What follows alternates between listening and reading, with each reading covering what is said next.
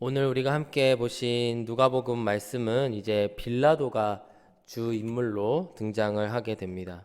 빌라도는 계속해서 어제 우리가 함께 살펴본 23장의 앞부분에서부터 예수님의 무죄를 선언을 하고 있습니다. 예수님을 죄송합니다. 예수님의 무죄를 알기에 그를 단순히 벌하고 석방하기로 마음을 먹습니다. 그러나 성난 민심이 그것을 내버려 두지 아니하고 결국에는 빌라도가 그 민심의 뜻대로 가게 되는 그런 모습을 오늘 우리가 볼 수가 있습니다.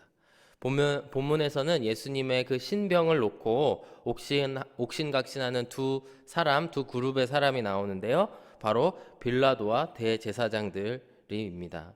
대제사장들과 관리들에 대해서는 우리가 누가복음 그리고 복음서를 계속해서 살펴보는 과정 가운데에 그들이 어떤 사람들인지 우리는 아주 잘 알고 있습니다. 그들은 자신들의 생각을 관철시키고 싶어 하고 있고 그들이 예수님을 대적했다라고 하는 구절은 우리가 한두 개의 구절이 아니라 많은 구절을 우리가 살펴볼 수가 있습니다.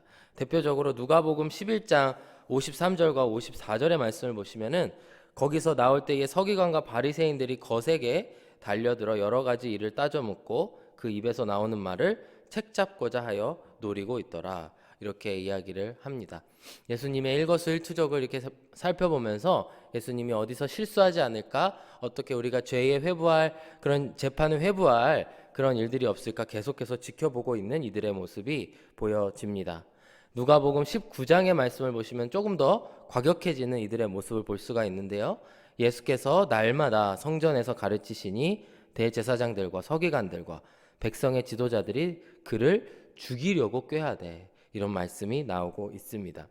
즉 예수님을 없애고자 예수님을 책잡고자 한 것은 이제 예수님의 사역 초기부터 이제 예수님이 어떻게 보면은 많은 표적과 기사로 큰 인기를 누리면서부터 그리고 예수님이 하는 행동들이 그들의 기득권을 이제 위협하는 것으로 이들이 해석을 하였기 때문에 이러한 예수님을 없애고자 하는 이들의 마음이 있었다라고 하는 것입니다. 그들이 마지막으로 생각한 방법이 누가복음 20장 20절에 나오는 이 말씀입니다. 이에 그들이 엿보다가 예수를 총독의 다스림과 권세 아래에 넘기려고 하여 정탐들을 보내어 그들로 스스로 의인인 채 하며 예수의 말을 책잡게 하니 이런 말씀이 나오고 있습니다. 이렇게 해서 계속해서 이 사람들이 예수님을 가두고자 잡고자 하는 노력들을 하고 있지만 하나님께서는 예수님을 통해서 하실 일이 있으셨기 때문에 예수님을 보호하셨다가 이제 오늘에 이르러서야 이제 가룟 유다의 배신과 그 이후에 모든 백성들의 그런 모습들을 통해서 예수님이 이제 그들에게 잡히게 되는 장면을 우리가 보고 있는 것입니다. 빌라도의 반응을 조금 더 자세하게 살펴보기를 원합니다. 빌라도는 그럼 이 사람들이 예수님을 가두어라 하는 장면에서 어떻게 행동을 했을까요? 어떻게 보면 겉으로 보면은 빌라도가 아주 예수님의 그런 모습을 죄를 객관적으로 보고자 하는 그런 모습을 우리가 살펴볼 수가 있습니다. 그는 14절 후반부의 말씀에 보면은 헤롯의 말을 인용하여 이렇게 이야기를 합니다. 이 사람에게서 죄를 찾지 못하였고 헤롯이 또한 그렇게 하여 그를 우리에게 도로 보내었도다.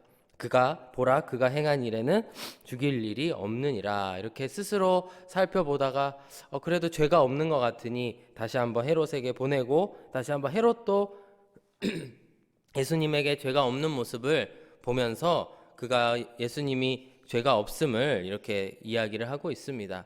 왜 빌라도가 이런 모습을 보였을까 살펴보았을 때에 우리가 너무 빌라도를 좋게 해석하는 경우들도 가끔 보게 되는데요. 그저 단순하게 생각을 하면 이 빌라도라고 하는 정치인은 그의 삶의 목표가 자기의 기득권을 유지하는 것이고 자기의 정치 세력을 잡고 있는 것입니다. 무려 총독으로 11년간 그가 보냈다고 기록에는 나와 있는데요. 그가 그 자리를 지키기 위해서 해야 될 일은 큰 사고가 안 나는 것이 제일 우선입니다. 그래서 어찌 보면은 그 식민지의 백성이기는 하나 예수라고 하는 사람을 무죄한 사람을 그가 처벌했을 때에 나중에 큰 그것으로 인해서 안 좋은 일이 생길까 그 일들을 잠재우기 위해서 이렇게 이끌어가고 있는 모습을 볼 수가 있습니다. 빌라도가 그리하여서 23장 오늘 함께 읽으신 본문에서는 2번이 나오고 어제 함께 보신 4절에는 4절까지 총 3번에 걸쳐서 대제사장들과 무리에게 말하여 내가 보니 이 사람에게 죄가 없도다 이렇게 이야기를 하고 있습니다. 이렇게 해서 그 백성들을 달래고자 하였으나 그러나 이 백성들은 그들의 빌라도의 말을 듣지 않는 것입니다. 그래서 오늘 본문 15절의 말씀을 보시면 2번째로 그가 예수님의 죄 없음을 이야기할 때에는 어떻게 보면 타협책을 제시하고 있습니다. 15절 후반부부터 보시면 보라 그가 행한 일에는 죽일 일이 없느니라. 그러므로 때려서 놓겠노라 이런 말씀이 나오고 있습니다. 큰 일이 나지 않게끔 또 밀란이 나지 않게끔 여론을 살살 달래서 그로 하여금 넘기려고 하는 방책이었습니다. 빌라도가 정말로 예수님을 보호하고자 그리고 그가 어떤 분인지를 알았더라면 사실 매질을 해서 놓겠다라고 하는 말도 하지 않았을 것입니다. 하지만 우리가 알 수 있는 것은 이 빌라도의 목표는 바로 자신의 안위이고 또 그런 정치를 잘 다스리는 그런 일들이었다라고 하는 것을 볼 수가 있습니다. 사실 우리가 이 대제사장들과 이 관리들의 이런 모습 그리고 빌라도의 모습은 익히 들어서 알고 있는데요. 오늘 3번째로 살펴볼 사람들은 바로 우리 백성들과 군중들의 모습입니다. 백성들은 갑자기 예수님을 처형하라고 이 대제사장들과 관리들의 편에 서게 됩니다. 이러한 옥신각신이 대제사장들과 빌라도 사이에 오고 가자 백성들은 이렇게 이야기를 합니다. 18절 말씀을 보시면 무리가 일제히 소리질러 이르되 이 사람을 없이 하고 바라바를 우리에게 놓아 주소서 하니 이런 말씀이 나오고 있습니다. 이 사람을 없이 하고 라고 하는 말은 무엇이냐면 이 사람을 죽이고 라고 하는 말과 동의어로 사용되게 됩니다. 원어적으로 접근을 하면 이 사람을 높이 달아서 없애버려라 아주 끔찍한 말인데요. 어찌 보면은 십자가에 그를 처형하라 라고 하는 말을 내포하고 있는 그런 말을 하고 있는 것입니다. 이후에 오늘 본문에서도 계속 그를 십자가에 못 박어라 라고 하는 말이 나올 정도로 이 백성들은 이 성난 그런 민심을 보여주고 있고 동시에 이 대제사장들에게 동조하고 있는 그런 모습을 볼 수가 있습니다. 사실 이 백성들의 모습을 우리가 함께 살펴보았을 때에 다른 복음서와 이제 앞부분에 있는 내용들을 누가복음의 앞부분에 있는 내용들을 보게 되면은 사실 이런 예수님에 대해서 적대적인 모습을 보이는 게 조금 어색하게 느껴질 수도 있습니다. 왜냐하면 그 앞부분에 있는 내용들은 예수님을 칭송하고 예수님을 지지하는 모습들도 많이 보여왔기 때문입니다. 대표적으로 누가복음 4장 15절의 말씀을 보시면은 친히 여러 회당에서 가르치심에 뭇사람에게 칭송을 받으시더라 이런 말씀도 곳곳에서 우리가 찾아볼 수가 있습니다. 이때까지만 해도 예수님을 처형하라 라고 이야기하는 것은 상상도 못할 정도로 이들이 예수님을 칭송하고 받들고 따르고 무리들이 몰려오는 예수님에게 몰려오는 모습들을 우리가 상상을 해볼 수가 있습니다. 왜 이 똑같은 군중이 이렇게 변해버리게 된 것일까요? 열렬히 환영하면서 예수님으로 하여금 예루살렘으로 들어오소서 호산나 호산나 했던 이 민중들이 어찌하여 어느새 갑자기 예수님을 십자가에 못 박으라라고 말을 하게 되었을까요? 물론 이 백성들이 기대했던 것 그리고 그 기대했던 정말 그 식민지에서 벗어나는 그런 정치적인 해방과는 조금 다른 예수님의 행보를 보면서 실망한 민심들도 있었을 것입니다. 그리고 동시에 어떤 사람들은 이 대제사장과 관리들의 말에 현혹되어서 그들이 하는 말에 동조하기 시작하였고 그리하여서 그들의 마음이 뺏긴 이런 모습을 볼 수가 있습니다. 이와 같이 군중의 마음 그리고 사람의 마음은 아주 쉽게 변할 수 있다라는 것을 오늘 볼 수가 있습니다. 사실 이렇게 군중 심리라고 하는 말이 있지 않습니까? 우리가 군중에 있을 때에 그 군중에 동조가 되고 그리고 나의 정말 처음 생각과는 다르게 그것에 끌려가는 그런 모습들을 우리가 살면서도 경험을 할 수가 있습니다. 대표적으로 제가 군대에 있을 때 그런 경험을 하게 됐는데요. 북한에서 이제 휴전선에서 이제 도발 사건이 일어나서 갑자기 전시 체제가 돼버렸습니다. 저는 그 방송을 들으면서 군대에 있으면서 그 방송을 들으면서 무슨 연습한다는 얘기가 없었는데 훈련한다는 얘기가 없었는데 그랬는데 실제 상황 이러면서 그 일이 벌어졌던 기억이 납니다. 그때부터 갑자기 등골이 오싹해지면서 정말 그 상관의 이야기를 다 듣게 되고 그 정말 하라는 대로 아주 복종을 잘하고 이끌려갔던 저의 모습들을 기억을 하게 됩니다. 사실 이렇게 군중과 무리 속에 있을 때에 우리가 나의 생각과는 다르게 그리고 어찌 보면 윗사람의 얘기들을 이렇게 여과 없이 듣게 되는 그런 모습들을 볼 수가 있는데요. 사실 여러 이유로 이런 군중들은 변화되게 되었다라고 하는 것입니다. 그리하여서 우리가 생각해 볼 것은 참 사람이 나를 포함한 모든 사람이 생각이 이렇게 쉽게 바뀔 수가 있는 것이구나. 그리고 아마 그 군중들 사이에서는 예수님을 흠모하였던 사람들도 있을 것이고 아직 예수님을 막 마음의 구주로 영접한 제자들과 같진 않더라도 좋은 분이다 이렇게 생각을 했었던 사람이 있더라도 어느새 그 대제사장들과 서기관들과 그들이 하는 말에 이끌려서 예수님을 심지어 못 박으라라고 하는 모습처럼 나오고 있는 무리들의 모습을 볼 수가 있습니다. 이러한 무리들의 이러한 일들로 인해서 사실 오늘 후반부에 말씀해 보시면은 빌라도가 그의 태도를 바꾸고 타협하는 모습이 보여지게 됩니다. 전형적인 정치인들의 그런 모습들을 볼 수가 있습니다. 24절과 25절의 말씀을 보시면 이에 빌라도가 그들이 구하는 대로 하기를 언도하고 그들이 요구하는 자 곧 밀란과 살인으로 말미암아 옥에 갇힌 자를 놓아주고 예수는 넘겨주어 그들의 뜻대로 하니라. 이렇게 오늘 함께 읽으신 본문이 마무리가 되게 됩니다. 오늘의 이 말씀인 평행구절인 마태복음 27장의 말씀을 함께 세번역 성경으로 살펴보면요, 그 빌라도가 어떤 마음으로 그 일을 임했는지를 볼 수가 있습니다. 24절에 보시면 빌라도는 자기로서는 어찌할 도리가 없다는 것과 또 밀란이 일어나려는 것을 보고 물을 가져다가 무리 앞에서 손을 씻고 말하였다. 나는 이 사람의 피에 대하여 책임이 없으니 여러분이 알아서 하시오. 그러자 온 백성이 대답하였다.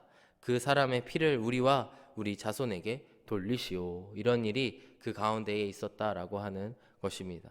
객관적으로 보았을 때 그리고 양심적으로 보았을 때 빌라도는 예수님의 죄를 찾지 못하였고 그래서 그들에게 나에게는 죄가 없습니다 이런 퍼포먼스를 하면서까지 나오고 있지만 이 무매한 백성들은 다 함께 모여서 그 사람의 피를 우리와 우리 자손에게 돌리시오라고 말씀을 하고 있습니다. 바로 그 사람, 그 피가 누구의 피, 어떤 사람입니까? 바로 사람의 모습을 하시고 이 땅에 오신 하나님을 그들이 죽인 것입니다. 그래서 예수님께서 십자가상에서 하신 말씀이 기억이 납니다. 누가복음 23장 34절의 말씀 보시면 아버지 저들을 사하여 주옵소서 자기들이 하는 것을 알지 못함이니이다. 이렇게 예수님께서 십자가상에서 말씀을 하고 계십니다. 이와 같이 우리들은 정말 언제든지 이렇게 속아 넘어가는 그런 군중, 정말 옆 사람의 말에 귀 기울여서 나의 마음을, 나의 생각을 바꾸는 군중이 될 수 있다는 것을 이 시간 꼭 기억하기를 원합니다. 오늘 이 본문의 말씀을 보시면서 아이고 저런 나쁜 대제사장들이 있구나 라고 생각을 하신다면 정말 말씀을 잘못 받아들이시는 겁니다. 아이고 저런 빌라도 같은 나쁜 사람 이렇게 정죄하거나 아유 저런 무식한 군중들이라고 생각을 하시면 사실 저와 나 자신과 말씀을 분리해서 생각하시는 것입니다. 반대로 우리가 오늘 말씀을 통해서 교훈을 얻어야 될 두 가지가 있는데요. 첫 번째는 나도 언제든지 예수님을 못 박은 사람이 될 수 있다라고 하는 것입니다. 이전에는 매일 예수님을 쫓아다니면서 칭송했던 자들도 어느새 변해서 예수님을 못 박아라 라고 변해버린 그런 사람들의 마음이 있습니다. 우리가 하나님의 뜻을 잊어버리고 그 말씀에 뿌리 내리지 않는다면 우리가 세상의 유혹과 정말 내 주위 사람들, 군중들의 그런 말들 그리고 그들의 행동에 어느새 동화되어 버려서 예수님을 못 박자고 함께 나아가는 그런 사람이 언제든지 될 수 있다라고 하는 것입니다. 둘째로 우리가 생각해 보아야 되는 것은 우리도 언제든지 예수님처럼 이런 누명을 쓰고 십자가에 못 박힐 수 있다라고 하는 것을 기억하셔야 됩니다. 이것이 무엇을 의미하냐면요, 세상의 잣대로 보았을 때에는 우리가 얼마든지 차별을 당하고 무시를 당하고 핍박을 받을 수 있다라는 것입니다. 언제? 바로 우리가 복음을 전하기 위해서. 그리고 하나님의 뜻을 위해서 살아가다 보면은 우리가 언제든지 핍박을 받을 수 있다라고 하는 것입니다. 하지만 우리가 생각해야 될 것은 예수님의 그 피값이, 예수님의 희생이 헛것이 아니었듯이 바로 우리도 우리의 그런 희생을 통하여서 누군가의 죄가 용서되는 그런 대가 지불을 할 수 있다라는 것을 꼭 생각하시기 바랍니다. 오늘의 말씀을 보시면서 예수님께서 이렇게 그의 신병이 넘어가고 이제 사형에 처하게 되시는 그런 과정들을 살펴보면서 참 씁쓸하고 가슴 아프고 슬프지만 우리가 꼭 기억해야 될 말씀이 있습니다. 바로 이사야서 53장 5절과 6절의 말씀입니다. 그가 찔림은 우리의 허물 때문이요 그가 상함은 우리의 죄악 때문이라. 그가 징계를 받음으로 우리는 평화를 누리고 그가 채찍에 맞음으로 우리는 나음을 받았도다. 우리가 다 양 같아서 그릇 행하여 각기 제 길로 갔거늘 여호와께서는 우리 모두의 죄악을 그에게 담당시키셨도다. 이제 십자가에 내일이면 달리실 예수님의 그런 모습들을 우리가 함께 묵상하게 될 텐데요. 오늘도 우리를 위해서 죽으신, 십자가에서 죽으신 예수님을 기억하시기를 바랍니다. 그리고 그분이 어떻게 해서 죄가 없으신 분인데도 우리 그분이 십자가에 달리셨는지 함께 살펴보시고 그 하나님의 사랑을 기억하시는 저와 여러분들이 되시기를 간절히 바랍니다. 함께 기도하시겠습니다. 사랑하는 하나님, 감사합니다. 주님의 사랑, 주님의 희생에 무한한 감사를 드립니다. 사랑하는 아버지 하나님, 우리를 먼저 사랑하여 주시고 그 아들을 이 땅에 보내사 십자가에 달려 죽게 하시고 우리의 죄를 사하여 주심에 감사합니다. 그가 찔림은 우리의 허물 때문이요 그가 상함은 우리의 죄악 때문이란 말씀처럼 주님, 정말 주님의 그 희생이 우리 때문이라고 생각을 합니다. 아버지 하나님, 이 고백이 우리들의 삶에 넘쳐나게 하여 주시고 언제든지 우리가 예수님을 십자가에 못 박을 수 있는 그런 사람임을 기억하고 또한 언제든지 우리가 당할 희생에 기쁨으로 반응할 수 있는 저희들이 되게 하여 주시옵소서. 감사드리며 예수님의 이름으로 기도드렸습니다. 아멘.